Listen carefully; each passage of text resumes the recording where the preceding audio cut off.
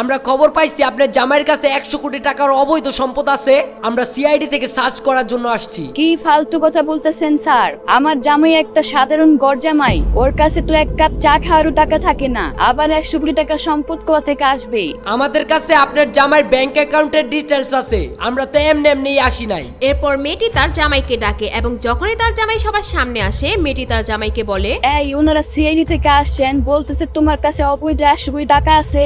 কি 100 কোটি টাকা? এটা তো আমি কোনোদিন স্বপ্নেও দেখি নাই। সিআইডি মেয়েটির জামাইকে দেখে হঠাৎ চমকে যায় এবং তারা ভুল তথ্য পেয়েছে এটা বলে চলে যায়। এটি দেখে মেয়েটি অনেক অবাক হয় এবং সে তার জামাইকে সন্দেহ করে একজন গোয়েন্দার সাথে গিয়ে কথা বলতে যায়। অফিসার, আমার ফোনের ছবিতে এই লোকটা সম্বন্ধে আমাকে তথ্য বের করে দিতে পারবেন? অফিসার তার জামাইকে দেখে অবাক হয়ে যায় এবং সে ভয় পেয়ে যায় আর বলে, আরে আপনি কি জানেন ইনি কে? আপনি ওনার খোঁজ নিতে বলতেছেন? আপনি কি আমার জানে মারতে চান? আরে ও কে তাহলে? সবাই এত ভয় পায় কেন?